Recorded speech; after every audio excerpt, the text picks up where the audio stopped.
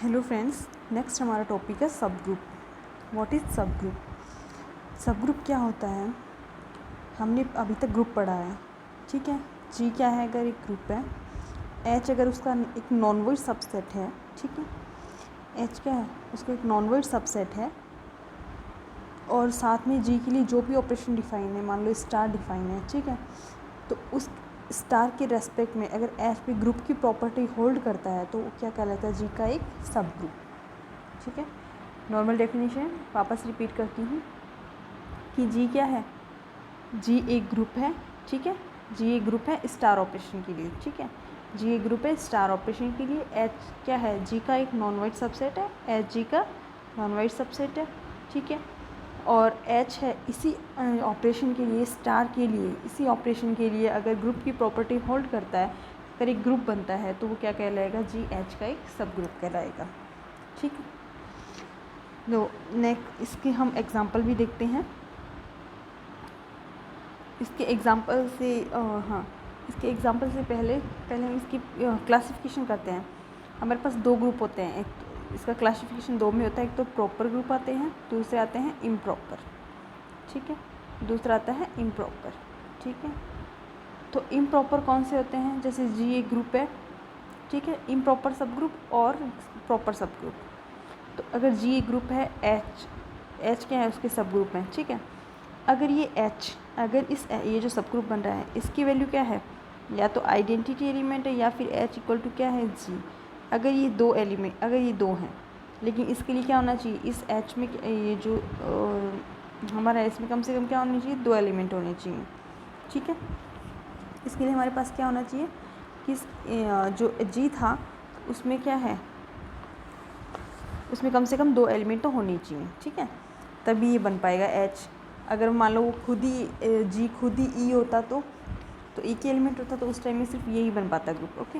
मतलब इम्प्रॉपर एक ही ग्रुप बन पाता, ठीक है। तो अगर जी में कम से कम क्या है? दो एलिमेंट हैं, ठीक है। कम से कम दो एलिमेंट हैं तो उसके दो सब ग्रुप तो एटलीस्ट होंगे। और वो दो सब ग्रुप क्या होंगे? इम्प्रॉपर। एक तो आइडेंटिटी वाला जिसमें सिंगल एलिमेंट ई है, दूसरा वो खुद ग्रुप जी। वो दोनों क्या होंगे? इसके इम्प्रॉपर सब ग्रुप कहलाएंगे। और इनके अलावा जो भी इसके सब ग्रुप बनते हैं, जो भी इस जी के सब ग्रुप होते हैं, वो क्या कहलाते हैं? प्रॉपर सब ग्रुप। तो जी के दो सब ग्रुप होते हैं, प्रॉपर एंड इम्प्रॉपर। इम्प्रॉपर भी दो हैं। इम्प्रॉपर में दो कौन सा है? एक तो आइडेंटिटी और एक वो ग्रुप खुद।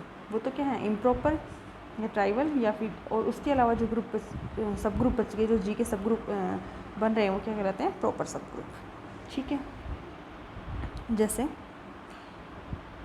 हाँ, एक चीज़ अगर हम यहाँ पे मैं बोलती हूँ कि एच है, ठीक है, जी का सबसेट है, ओके।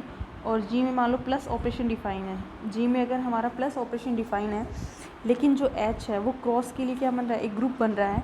दैट मीन्स यहाँ पे क्या है? एच क्या होगा? जी का सब ग्रुप नहीं बनेगा, क्योंकि एच को जी का सब ग्रुप बनने के लिए एच भी उसी ऑपरेशन के एस्पेक्ट में, जो ऑपरेशन हमारा जी का था, जैसे जी का हमारा प्लस ऑपरेशन था, तो एच भी अगर प्लस ऑपरेशन के एस्पेक्ट में ग्रुप की प्रॉपर्टी होल्ड करता है, तभी क्या करेगा? तभी एच क्या होगा? जी का सब ग्रुप माना जाएगा। अगर एच क्रॉस के लिए किसी दूसरे ऑपरेशन के लिए एक सब ग्रुप एक ग्रुप की प्रॉपर्टी होल्ड कर रहा है, तो हम उसे जी का सब ग्रुप नहीं कह सकते जब तक कि वो जी के ऑपरेशन के लिए एक ग्रुप की प्रॉपर्टी होल्ड ना करे, ठीक है। अब जैसे हमारे कुछ एग्जांपल्स हैं जो हम कहते हैं कि भाई ये इसका सब ग्रुप है। जैसे आर प्लस है, रियल नंबर्स का सेट है, ठीक है। रियल नंबर्स का सेट है तो क्यू प्लस क्या है? इसका एक सब ग्रुप है। जो रैशनल नंबर्स का सेट है वो क्या है? इसका एक सब ग्रुप है, क्योंकि क्यू सबसेट ऑफ आर है। क्यू सबसेट ऑफ आर है और क्यू क्या है? प्लस के लिए क्या है? एक ग्रुप बनता है, ये हम पढ़ चुके हैं, ठीक है। तो क्यू प्लस क्या है? इसका एक सब ग्रुप है, ठीक है। और जैसे फिर हम एक दूसरा एग्जांपल लें। जैसे दूसरा एग्जांपल हम लें इवन ऑड इंटीजर्स का। जैसे जेड प्लस है, ठीक है। जेड प्लस क्या है? इंटीजर्स का सेट है, ठीक है। अब इसमें से मैं इवन इंटीजर्स एक साथ लेती हूँ। इवन इंटीजर्स का सेट उसको मैं ई से शो कर देती हूँ। मान लो उसमें क्या आ गई? जैसे -4 कंटिन्यू इधर, -2 0 2, है ना, ये आ गई। और ऑड इंटीजर्स का सेट ले लेती हूँ, -3 -1, ठीक है, 1 3, ठीक है, ये आ गए। ये ऑड इंटीजर्स का सेट है। तो यहाँ पे देखो ई और ओ दोनों क्या हैं? जेड के सबसेट तो हैं, लेकिन ई प्लस तो क्या है, ई प्लस तो सब ग्रुप बन रहा है, क्यों? क्योंकि ये प्लस के रेस्पेक्ट में ग्रुप की प्रॉपर्टी होल्ड करेगा, ठीक है, ये प्लस के रेस्पेक्ट में ग्रुप की प्रॉपर्टी होल्ड करेगा। लेकिन जो ओ प्लस है, जो ओड नंबर्स का सेट है, वो नहीं बनेगा। क्यों? क्योंकि पहली बात तो यहाँ पे आइडेंटिटी एग्जिस्ट नहीं कर पा रही है मेरे पास। सबसे पहला पॉइंट तो हमारे पास आइडेंटिटी यहाँ पे ज़ीरो ही नहीं है, ठीक है। तो सबसे पहले तो यही फिनिश हो गया कि ये ग्रुप ही नहीं बन पाएगा, इसमें आइडेंटिटी नहीं है, ठीक है। इस तरह में ऐसे कई एग्जाम्पल इसके देख सकते हैं। नेक्स्ट है हमारा थ्योरम है, इफ़ एच इज़ ए सब group of G then the identity of H is the same as that of G। First है हमारा कि अगर H G का एक सब ग्रुप है तो जो H की आइडेंटिटी होगी वो वही होगी जो G की है। सेकेंड स्टेटमेंट है, the inverse of any element A of H is the same as the inverse of the same regarded as an element of G।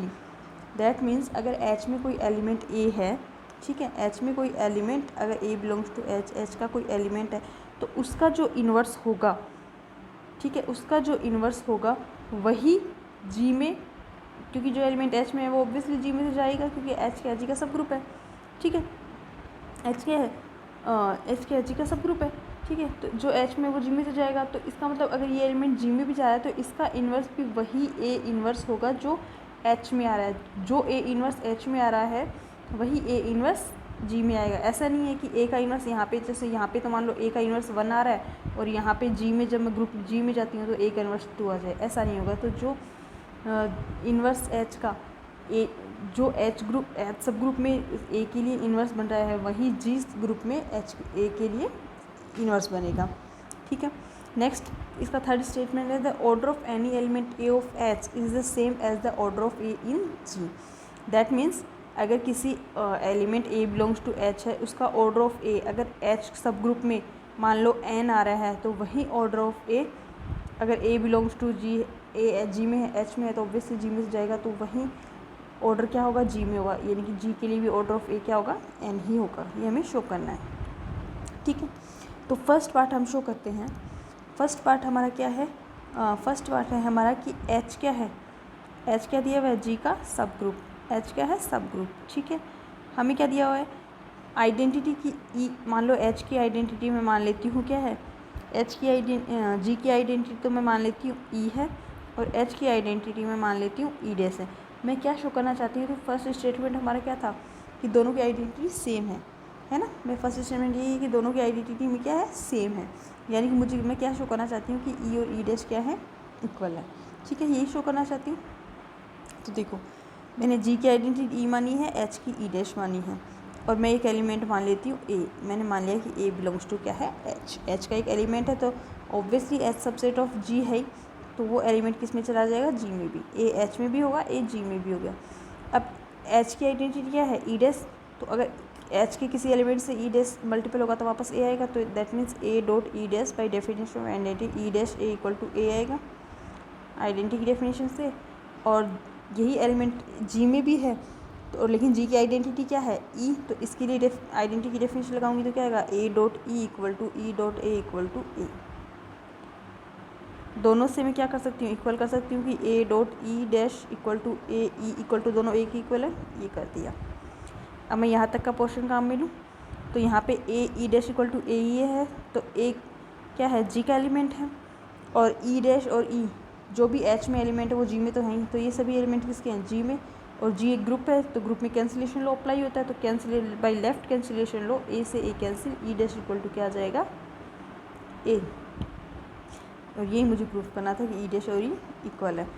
इसको हमने प्रूफ कर चुके हैं, कैंसिलेशन लॉ कैसे करते हैं, A इन्वर्स इससे A इन्वर्स से ऑपरेट कर देती, ठीक है, तो ये आइडेंटिटी बनती, ठीक है।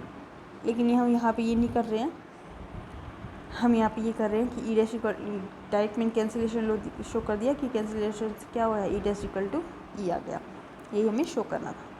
नेक्स्ट पार्ट है हमारा, हमें क्या शो करना है कि इन्वर्स सेम होंगे, है ना। इसका मतलब मैं एक एलिमेंट मानूँ A बिलोंग्स टू H, ठीक है, मैं मानती हूँ कि H सब ग्रुप है, इसमें एक एलिमेंट है A और इसका इन्वर्स A इन्वर्स क्या मानती हूँ मैं B H में, है ना, H में, कि H में A का इन्वर्स क्या है B है और H में जो एलिमेंट है वो G में भी जाएगा, तो A H में है तो A G में भी चला गया, ठीक है। और जी में मैं इसका इन्वर्स पॉसिबल है तो मैंने मान लिया यहाँ पे इन्वर्स क्या है, सी, ये जी में है। ठीक है, मुझे क्या शो करना पड़ेगा कि जो ये एच में जो इन्वर्स आ रहा है और जी में जो इन्वर्स आ रहा है ए का, वो दोनों क्या है, सेम, यानी कि मुझे शो करना है B equal to C. Okay, अब यहाँ पे हम देखते हैं, पहले हम डेफिनेशन लगाते हैं एच में इन्वर्स के लिए। दोनों की आइडेंटिटी मैंने मान ली ई, क्योंकि अभी मैंने शो किया ना आइडेंटिटी तो दोनों में सेम होती है, ये तो मैं शो कर चुकी, तो आइडेंटिटी सेम होती है, तो मैंने मान ली ई क्या है, आइडेंटिटी एच और जी की। ठीक है, दोनों की आइडेंटिटी सेम है, तो इसका मतलब अब मैं डेफिनेशन ऑफ इन्वर्स की डेफिनेशन लगा देती हूँ। तो ए क्या है, एलिमेंट है, बी क्या है, इसका इन्वर्स है, तो A dot B equal to E आना चाहिए, आइडेंटिटी मिलनी चाहिए B dot A by definition of identity. Okay, इसी तरह जी में आइडेंटिटी की सॉरी इन्वर्स की डेफिनेशन फॉलो करूँ तो ए डॉट, यहाँ पे इन्वर्स क्या है, सी, तो A dot C equal to E आना चाहिए, सी डॉट ए आना चाहिए। ओके, एक और दो से हम क्या देखते हैं, ये दोनों ई के इक्वल हैं, that means A dot B equal to E equal to A dot C. अब हम ये दोनों इक्वल ले लेते हैं, ये दोनों इक्वल ले लेते हैं, तो हमारे पास क्या आएगा, A dot B equal to क्या गया, ए डॉट सी आ गया। ठीक है, अब ए बी सी सभी एक्चुअल में एलिमेंट तो किसके हैं, जी के हैं, क्योंकि एच में है भाई, ए एच में है, बी एच में है, और एच पूरा का पूरा किस में है, जी में है। ठीक है, तो ये सभी के सभी एलिमेंट किस में जाएंगे, जी में जाएंगे, और जी क्या है, एक ग्रुप, जी एक ग्रुप है, तो इसमें कौन सा लॉ अप्लाई हो जाएगा, कैंसिलेशन, तो बाई लेफ्ट कैंसिलेशन ये कैंसिल हो जाएंगे, तो हमारे क्या आ जाएगा, B equal to C. B equal to C आने का मतलब हो गया कि जो इन्वर्स हमने माने थे अलग अलग, वो क्या है, सेम ही है। ठीक है, नेक्स्ट है हमारा हमें क्या शो करना है कि ए है एलिमेंट एच में। ठीक है, उसका ऑर्डर अगर मान लो एच में मानती हूँ मैं, एच में मानती हूँ उसका ऑर्डर एम है। ठीक है, ये एच में मान रही हूँ और ए बिलोंग्स टू एच है, तो जी में तो जाएगा, उसका ऑर्डर क्या होगा, एन होगा, उसका ऑर्डर एन मानती हूँ मैं जी में। ठीक है, उसका ऑर्डर मैं क्या मानती हूँ, एन मानती हूँ जी में। मुझे क्या शो करना है कि अगर एच में कोई एलिमेंट है और जी में कोई एलिमेंट है, मतलब एच में जो एलिमेंट है उसका ऑर्डर जो होगा एम, और जी में वही एलिमेंट है उसका ऑर्डर मैंने एन माना है, हमें क्या शो करना है, ये इनके ऑर्डर क्या होंगे, चाहे एच में ले लो चाहे जी में ले लो, इस एलिमेंट का ऑर्डर क्या रहेगा, सेम, यानी कि मुझे क्या शो करना है, M equal to N show करना है। ओके, तो पहले हम डेफिनेशन लगाते हैं इसके लिए कि ए अगर एच में है, ए क्या है, एच में है, और इसका ऑर्डर क्या है, एम है, तो by definition of order of an element, एक एलिमेंट की ऑर्डर की डेफिनेशन से ए एम इक्वल टू क्या आ जाएगा, ई आ जाएगा, जहाँ पे एम क्या होगा, लीस्ट पॉजिटिव इंटीजर। सिमिलरली जी में ए का ऑर्डर क्या है, एन, तो वापस ऑर्डर की डेफिनेशन से ए एन इक्वल टू क्या आ जाएगा, ई आ जाएगा। इन दोनों को हम कंबाइन करेंगे तो क्या आ जाएगा, A M equal to A N equal to E, जहाँ पे एम और एन क्या है, लीस्ट पॉजिटिव इंटीजर। अब यहाँ पे देखो A M equal to A N, अगर मैं ए माइनस एन से ऑपरेट कर दूँ दोनों तरफ, क्योंकि ए की पावर एन ये भी किसका एलिमेंट है, जी का, भाई ए जी में है तो ए एन टाइम्स किया तो किसका एलिमेंट हो गया, ए एन टाइम्स ऑपरेट किया तो किसका एलिमेंट आएगा, बाई क्लोजर जी का, और ए माइनस एन क्या है, ए एन की इन्वर्स ही तो है, और इन्वर्स एलिमेंट वापस किस में जाएगा, जी में, तो ये सब एलिमेंट हैं किसके, जी के। अच्छा, अब मैंने यहाँ पे इसको ऑपरेट कर दिया, देखो ए एम, ये ए एन था है ना, तो मेरे पास क्या आ गया, A M minus N equal to A zero, N minus N zero, और ए ज़ीरो हमेशा क्या होता है, ई, हम पढ़ चुके हैं पहले से। यानी कि मुझे क्या मिल गया, मुझे देखो यहाँ पे मुझे मिल गया कि ए की power M minus N equal to क्या मिल गया, ई, ए की पावर एम माइनस एन मुझे क्या मिल गया, ई। दैट मीन्स मैं यहाँ से क्या कर सकती हूँ कि ऑर्डर ऑफ ए क्या है, less than equal to M minus N. Order of A, भाई किसी की भी हम यही तो कहते हैं, order of A equal to, मान लो कितना भी आ रहा है, एन आ रहा है, तो मैं ये लिखती हूँ ए एन इक्वल टू ई। ठीक है, और ए एन इक्वल टू अगर ई होता है तो मैं क्या कहती हूँ, ऑर्डर ऑफ ए क्या है, less than equal to N, या तो एन है या एन से छोटा होगा, या यानी कि इससे छोटा भी हो सकता है जिस पे मुझे ई मिल रहा हो। तो अगर ये लिखा हुआ आता तब तो मैं डायरेक्ट ये लिखती हूँ कि ऑर्डर ऑफ ए क्या है, less than equal to N, N से छोटा है या एन के बराबर है। तो यहाँ पे मुझे मिला ए की power M minus N equal to E, then that means order of A क्या है, एम माइनस एन से छोटा या ज़्यादा से ज़्यादा इसके बराबर। और हम जानते हैं कि एम माइनस एन क्या है, एम से भी छोटा है और एन से भी छोटा है, और एम से भी छोटा, भाई एम और एन कोई भी दो नेचुरल नंबर ही तो हैं, यहाँ पे लीस्ट पॉजिटिव इंटीजर है, तो नेचुरल नंबर कोई नहीं, ठीक है। तो आपको पता है जैसे मान लो एम की वैल्यू 3 हो और एन की वैल्यू 4 हो, तो इनका डिफरेंस निकालोगे, तो इनका जो डिफरेंस आएगा वो एम और एन से तो छोटा ही आएगा, डिफरेंस तो 1 है, तो इस एम और एन से तो छोटा ही रहेगा हमेशा, ठीक है। तो order of A less than equal to M minus N, और एम माइनस एन किससे छोटा है, एम से भी छोटा है और एन से भी छोटा है। इसका मतलब यहाँ पे मुझे क्या मिल गया कि ऑर्डर ऑफ ई क्या है, एम माइनस एन से छोटा होना चाहिए, एम माइनस एन से छोटा है, ठीक है, एम माइनस एन से छोटा है इसके बराबर है, और ये किससे छोटा है, एम से। तो यहाँ पे मैं अगर डेफिनेशन की बात करूँ तो ऑर्डर ऑफ ए किससे छोटा गया, order of A M minus N के बराबर आ गया, और एम माइनस एन क्या है, एम से भी छोटा। लेकिन ए एम इक्वल टू ई था, ए का ऑर्डर क्या था, जब हमने एच ग्रुप सब ग्रुप में गए थे तो एम का ऑर्डर ए का ऑर्डर क्या था, एम था। इसका मतलब वो लीएस्ट पॉजिटिव इंटीजर था, यानी कि एम क्या था, लीएस्ट पॉजिटिव इंटीजर था, मतलब जिसके लिए ए को जितनी बार इतनी मतलब इस टाइम के लिए एम टाइम्स ए को ऑपरेट किया जाए, लीएस्ट ये वैल्यू थी एम, कि कम से कम एम बार ऑपरेट करूँ तब मुझे ई मिलेगा, ठीक है, यही था। लेकिन यहाँ पे मुझे क्या मिल रहा है, ऑर्डर ऑफ ए क्या मिल रहा है, एम माइनस एन से भी छोटा मिल रहा है, मतलब एम माइनस एन के बराबर या इससे छोटा मिल रहा है, यानी कि इसका हिसाब से तो मतलब ए को M minus N times operate करते ही मुझे आइडेंटिटी मिल गई। तो ये किसका कंट्राडिक्शन हो गया, ए का ऑर्डर एम होने का क्या हो गया, कंट्राडिक्शन हो गया। ए का ऑर्डर इसका मतलब एम नहीं हो सकता, क्योंकि एम तो लीस्ट पॉजिटिव इंटीजर था, लेकिन इससे भी छोटा पॉजिटिव इंटीजर मुझे मिल रहा है एम माइनस एन, इससे भी छोटा इंटीजर मुझे मिल रहा है ना एम माइनस एन, जिसमें मुझे आइडेंटिटी मिल रही है, ठीक है। इसके हिसाब से तो मतलब एम माइनस एन वो होना चाहिए था ऑर्डर। तो ये क्या हो गया, एम के मतलब कि एम के क्या हो गया, ऑर्डर होने का इसका कंट्राडिक्शन हो गया। इसी तरह ये एन से भी छोटा है, तो यहाँ पे भी कंट्राडिक्शन हो गया कि ए का ऑर्डर एन भी नहीं हो सकता। तो यहाँ पे हमें कंट्राडिक्शन मिल रहा है, इसका मतलब हमने जो अज्यूम किया है वो क्या है, इसका मतलब हमने जो अज्यूम किया वो गलत है। इसका मतलब जो एम माइनस एन है वो क्या हो सकता है, एम माइनस एन फिर एक ही केस बचता है, क्या हो सकता है, ज़ीरो। एम माइनस एन का एक ही केस बचता है, क्या हो सकता है, जीरो, क्योंकि हम जानते हैं किसी भी एलिमेंट के ऊपर पावर जीरो लगी तो वो हमेशा आइडेंटिटी ही देता है, आइडेंटिटी ही देता है। इसका मतलब एम माइनस एन क्या हो सकता है, लास्ट वैल्यू इसकी लास्ट क्या हो सकता है, एम माइनस एन क्या होना चाहिए, zero, M minus N zero होना चाहिए। इसका मतलब एम इक्वल टू क्या होना चाहिए, एन, और यही हमें शो करना था, ठीक है। नेक्स्ट है हमारा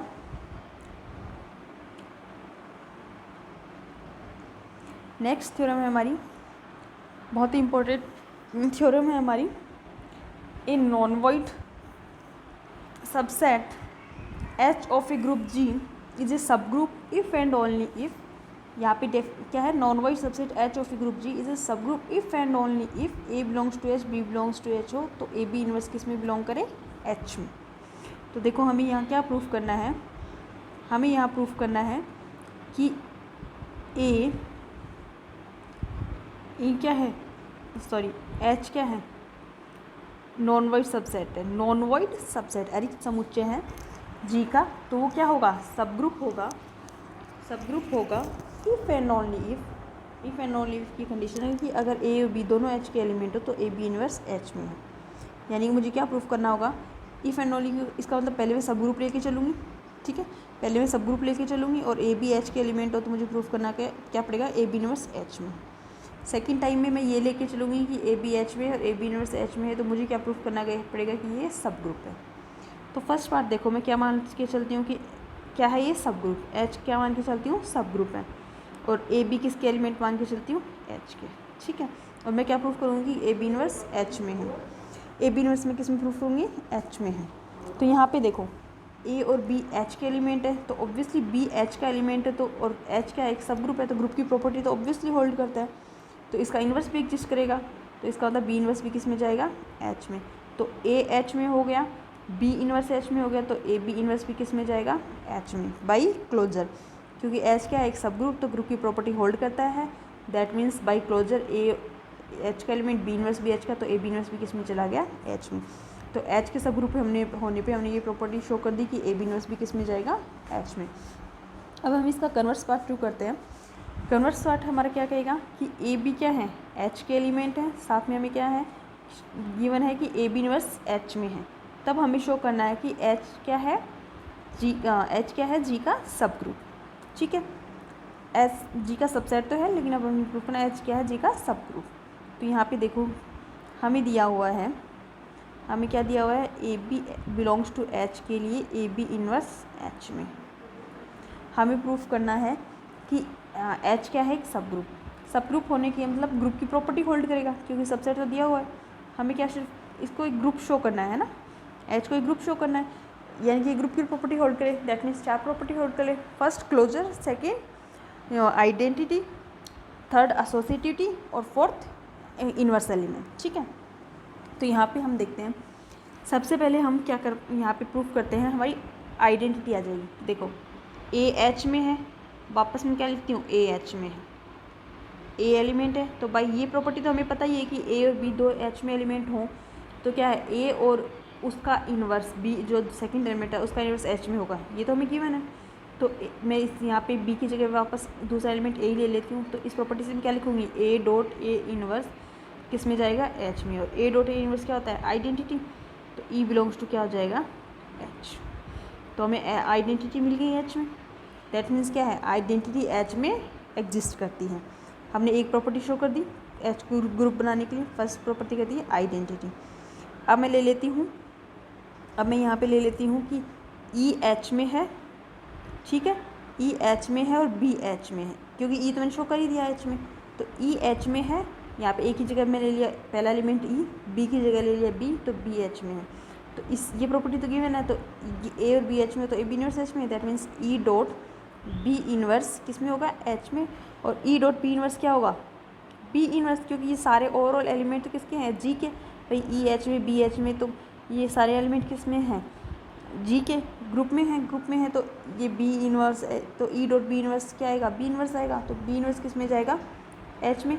इसका मतलब बी एच में था और मैंने क्या शो कर दिया, बी इनवर्स एच में है। इसका मतलब मैंने क्या शो कर दिया, मैंने इन्वर्स एलिमेंट भी शो कर दिया, यानी कि एक एलिमेंट का इन्वर्स एलिमेंट भी मैंने क्या शो कर दिया कि इसमें है ग्रुप, इसमें एच में। दो प्रॉपर्टी हो गई। तीसरी प्रॉपर्टी में क्लोजर सेटिस्फाई करूँगी। देखो क्लोजर में सेटिस्फाई करती हूँ कैसे, मैंने क्या माना, ए किस में है, एच में, बी किस में है, एच में। तो अभी मैंने शो किया था बी एच में होने पे मैंने बी इनवर्स को एच में शो किया था। ठीक है, और अब इसका मतलब क्या हो गया, ए एच में है, बी इनवर्स एच में है। तो हमें प्रॉपर्टी क्या दी गई है कि ए बी और एच दोनों एच में हो। तो हमें ये तो ये वन है ना कि ए बी इनवर्स किस में होगा, एच में। तो इसका मतलब ये एच में है, ये एच में, तो ए बी इनवर्स का इनवर्स इस प्रॉपर्टी से। ठीक है, ये एलिमेंट इसका इन्वर्स, तो ये एलिमेंट इसका इन्वर्स किस में जाना चाहिए, एच में। और बी इन्वर्स का इन्वर्स क्या होता है, B. That means A B belongs to क्या आना चाहिए, एच। इसका मतलब ए एच में था, बी एच में था, तो मैंने क्या शो कर दिया, ए बी किस में है, एच में। तो क्लोजर प्रॉपर्टी भी क्या हो गई, सेटिस्फाई हो गई।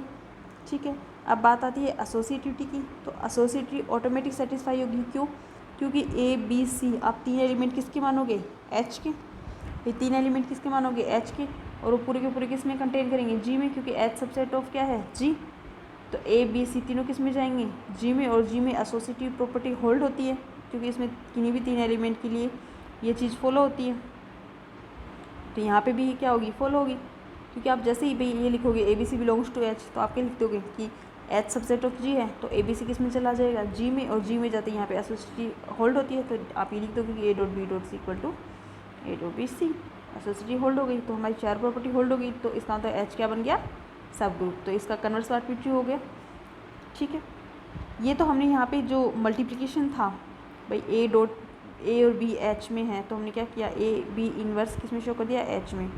अगर वो ग्रुप हमारा जो जी है वो प्लस के लिए दिया होता तो हम इसी प्रॉपर्टी को ए बी इन्वर्स ए और उसका मल्टीप्लिकेटिव इन्वर्स एच में शो कर रखा है। और अगर प्लस के लिए दिया हुआ तो हम यही प्रॉपर्टी क्या लिखते हैं, ए बी एच में होने पर ए माइनस बी, क्योंकि बी का यहाँ पे मल्टीप्लिकेटिव इन्वर्स लिखा जाएगा, यहाँ पे एडिटिव इन्वर्स ए माइनस बी एच में होना चाहिए। ठीक है, तब वो क्या बनता, सब ग्रुप। ठीक है, सिर्फ यहाँ पे इतना ही फ़र्क आता है। Okay, thank you.